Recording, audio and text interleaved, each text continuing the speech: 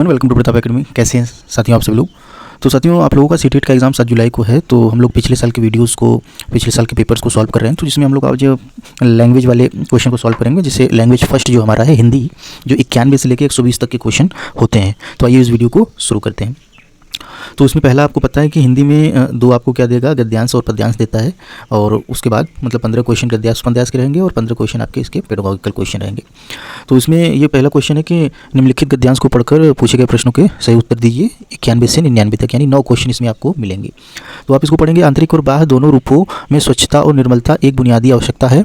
मन के शुद्ध और सात्विक विचार आंतरिक स्वच्छता के आयाम है। बाह्य स्वच्छता के अंतर्गत स्वास्थ्य, शिक्षा, पर्यावरण, अच्छी सामाजिक और आर्थिक स्थिति का समावेश होता है। बाह्य स्वच्छता का मूलाधार आंतरिक स्वच्छता है। मन की स्वच्छता मानव व्यवहार को दर्शाती है और सत्य, शुद्धता, शांति, प्रेम और सम्मान जैसा आत्मा के जन्मजात गुणों का उल्लंघन, प्राकृतिक विधि विधान और व्यवस्था का उल्लंघन है। जैसे आप इसको पढ़ेंगे तो पढ़ने के बाद सबसे पहले आप थोड़ा सा 2-3 क्वेश्चन पढ़ने के बाद तब इसको पढ़ा करिए, ताकि आपको पता चल जाए कहाँ पे आंसर है। तो आंतरिक स्वच्छता से संबंधित नहीं है निर्मल विचार, शांति, प्रेम, शिक्षा। शिक्षा क्या है? बाहरी स्वच्छता से संबंधित है। दूसरा है 92 का बुनियादी आवश्यकता है। बुनियादी आवश्यकता इसमें बाहरी और भीतरी स्वच्छता और निर्मलता जो है बुनियादी आवश्यकता है। यहाँ पे देखिए, इसको मैंने अंडरलाइन किया, आप देख सकते हैं। फिर है 93 बाह्य स्वच्छता का मूलाधार आंतरिक स्वच्छता है। वाक्य आशय क्या है? तो इसका आंसर हो जाएगा भीतरी स्वच्छता का बाहरी स्वच्छता आधारित है, यानी भीतरी स्वच्छता पर बाहरी स्वच्छता आधारित है। इसके बाद 94 है विधान में एक प्रत्यय लगाने से क्या हो जाएगा? विधान में एक लगाओगे वैधानिक हो जाएगा। विधानिक कोई शब्द सही होता नहीं, तो वैधानिक। 95 में निम्न में से किसमें विशेषण विशेष से संबंधित नहीं है? किसमें विशेषण विशेष संबंधित नहीं? शिक्षा और पर्यावरण, ये इसमें संबंधित नहीं है, बाकी सब में है। समूह से भिन्न शब्द है, मतलब इन चारों में सबसे अलग क्या है? देखो, स्वच्छता, निर्मलता, सम्मान। ये स्वच्छता मतलब एक तरीके से ये आपका क्या हो गया कि भाववाचक संज्ञाओं के अंतर्गत आता है। ये स्वच्छ आपका क्या हो जाएगा? तो ये अलग है। 97 पर आएंगे। आंतरिक स्वच्छता से तात्पर्य है, तो इसका आंसर हो जाएगा सेकंड। मन के बुरे भावों को दूर करना जो है आंतरिक स्वच्छता कहलाता है। बुनियादी में कौन सा प्रत्यय है? तो ई प्रत्यय है। बुनियाद में ई जोड़ोगे तो बुनियादी, ठीक है। गद्यांश के अनुसार मनुष्य के लिए डैश सर्वाधिक महत्वपूर्ण है, तो विचारों और भावों की पवित्रता, यानी 99 का फर्स्ट वाला ऑप्शन सही है।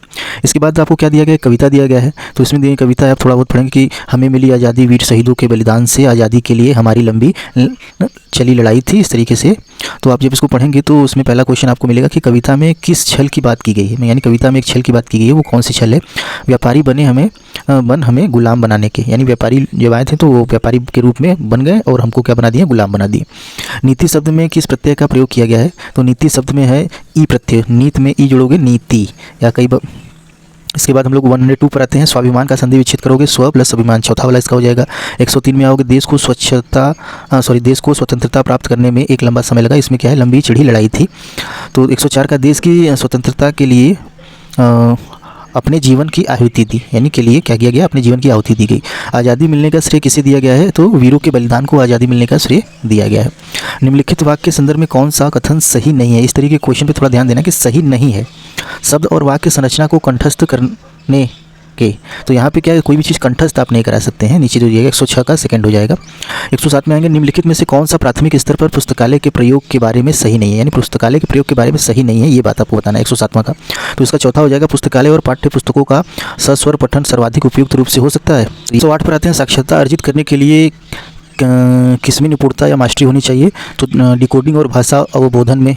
109 पर आते हैं। निम्नलिखित में से कौन सा व्याकरण शिक्षण को प्रभावशाली तरीके से पढ़ाने के लिए सही नहीं है? कौन सा सही नहीं है? तो व्याकरण के, तो उसके नियम कंठस्थ कराना, यानी नियम पढ़ा दोगे तो वो कोई सही तरीका नहीं है कि बच्चे नियम बता दिए वो पढ़ लिए रट लिए हो गया।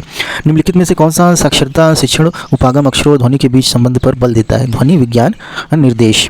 111 पर आएंगे। कक्षा 3 की अध्यापिका ने अपने शिक्षार्थियों से कहा कि वे अपने सहपाठियों से सकना शब्द के प्रयोग की योग्यता से संबंधित 5 प्रश्न पूछें, जैसे कि क्या तुम तैर सकते हो?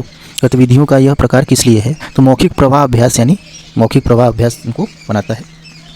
112 पर आएंगे। कक्षा 3 की अध्यापिका अपनी कक्षा के पठन कोना सृजित करना चाहती हैं। बच्चों के लिए पुस्तकों का चयन करते समय निम्नलिखित में से किस बातों का वो ध्यान रखती हैं?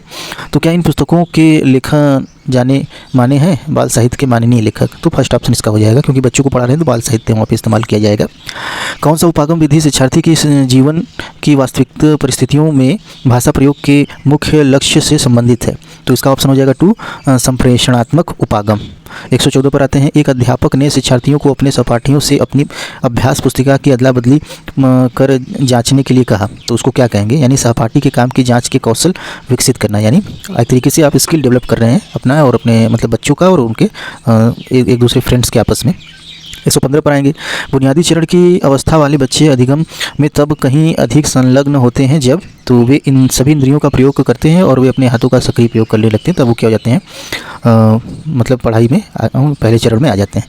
कक्षा 5 की एक विद्यार्थी कहती है, मैं अपना काम अध्यापक को देने से पहले सटीकता के लिए आंतरिक या फाइनल रूप से जांचती हूँ। तो यह विद्यार्थी लेखन के किस चरण पर आता है? तो प्रूफ रीडिंग के अंतर्गत आता है। ये आपका थर्ड वाला हो जाएगा। 117 पर आप पाएंगे। कौन सा उपागम विधि बच्चों के विकास भाषा की कक्षा में उनकी अपनी सहजता भाषा मातृभाषा का प्रयोग करने के लिए प्रोत्साहित नहीं करता है? तो डायरेक्ट विधि, यानी जो डायरेक्ट मेथड होता है, प्रत्यक्ष विधि, ये आपका सहायक नहीं है।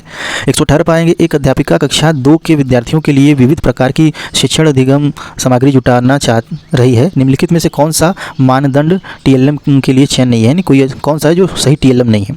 तो चयनित सामग्री, यानी 118 का चौथा हो जाएगा। चयनित सामग्री सिर्फ बच्चों द्वारा बनाई गई होनी चाहिए और फिसलन को बचाने के लिए कुछ खुरदरी होनी चाहिए। नहीं, ऐसा नहीं है कि सिर्फ बच्चे ही बनाएंगे, आप जितना बेस्ट हो सकता है उतना आप कहीं से कर सकते हैं। 119 से राष्ट्रीय पाठ्यचर्या रूपरेखा द्वारा रेखांकित दक्षताओं को प्राप्त करने में प्रत्येक बच्चे की, तो ये आप इसको पढ़ लेंगे, तो इसमें आ जाएगा विकास। इसका थर्ड ऑप्शन 119 का, विकास के विभिन्न आयामों से बच्चों के कार्य का प्रदर्शन करना। आज का आखिरी क्वेश्चन हम लोगों का, निम्नलिखित में से कौन सा सिद्धांत बुनियादी चरण का पाठ्य पुस्तक अभिकल्पना का नहीं है? तो ये हमारा थर्ड ऑप्शन है मूर्त सिद्धांत। तो ये हमारा क्या था भाई? ये 91 से 120 तक का लैंग्वेज 1 यानी भाषा पहला हिंदी का, तो ये हम लोग का कंप्लीट होता है। मिलते हैं अगले वीडियो में। लाइक शेयर सब्सक्राइब आप लोग करते रहिए। Thank you.